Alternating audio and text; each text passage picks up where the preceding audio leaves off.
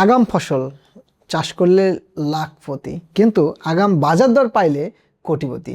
কিন্তু বিষয়টা হচ্ছে শুধু দামে না, বিষয়টা হচ্ছে যদি চাষাবাদের ক্ষেত্রে একটু 18-19 হয় তাহলে কৃষকের পক্ষে হজম করা অনেক কঠিন।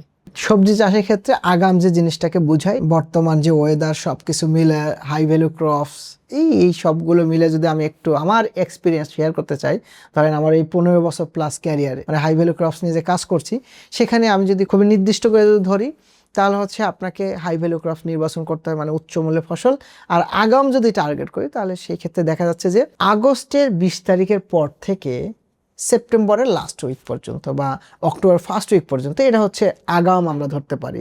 মানে এটা কি রবি মৌসুমের আগাম। এই সময়ে শীতের আগাম যে ফসলগুলো হয় সেখানে যদি আমরা টার্গেট করি, দেখেন মরিচ, আগাম টমেটো, করলা, তরমুজ, শসা, এই ফসলগুলো এবং ঝিঙ্গা, লাউ, এগুলো কিন্তু সবই আগামের মধ্যে পড়ে। এছাড়া আপনি যদি চিন্তা করেন যে মূলাটাও কিন্তু আগামের মধ্যে চলে যায়। তাহলে এই ফসলগুলোকে যদি আমি এই সময়ের মধ্যে মূল জমিতে রোপণ করতে পারি তাহলে খালি আমার উৎপাদনটা জানতে হবে, বাজার নিয়ে খুব একটা ভাবতে হয় না, কারণ এই সময় বাজার দর বেশি থাকবে।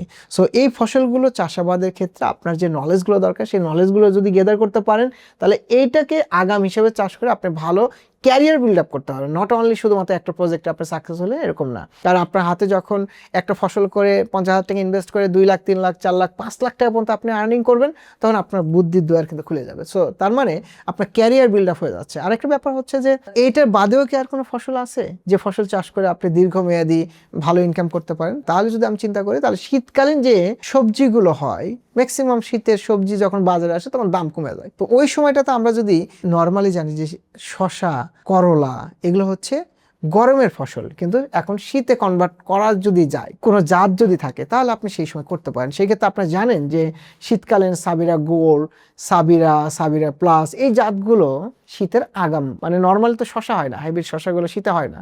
তো সেই ক্ষেত্রে আপনি যদি চাষ করতে পারেন, চাষ করার টাইম হচ্ছে নভেম্বরের 15 তারিখ থেকে শুরু করে ডিসেম্বরের একদম শুরু পর্যন্ত করতে পারেন। জানুয়ারি ফেব্রুয়ারি পর্যন্ত আপনি শীতের শসা চাষ করলে ভালো ইনকাম করতে পারবেন।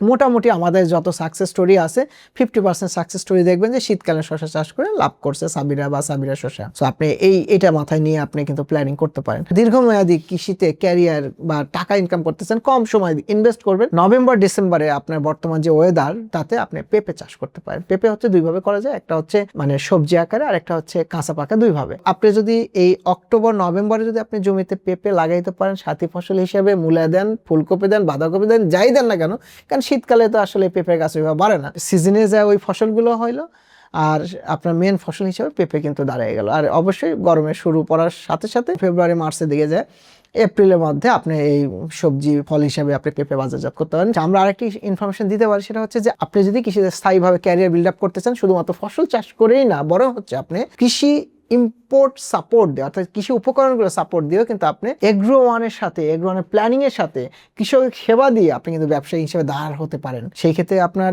অবশ্যই প্রজেক্ট রিলেটেড জ্ঞানগুলো লাগবে, পাশাপাশি আপনাকে তৈরি করার জন্য যে আপনি কোন স্ট্র্যাটেজিতে যাবেন, বিজনেস করবেন, এবং ডিলারশিপ বা পার্টনারশিপের মাধ্যমে আপনি দেশের জন্য, কৃষকের জন্য কাজ করতে পারবেন, প্লাস আপনার কৃষিতে স্থায়ী ক্যারিয়ার গড়তে পারবেন। এগ্রো ওয়ানের মানে হ্যান্ড হিসেবে আপনি কিন্তু কাজ করতে পারেন। সো ডিলারশিপ নিতে, পার্টনারশিপ নিতে অথবা লিডারশিপ নিতে কল করতে পারেন 09678662828 এই নাম্বারে।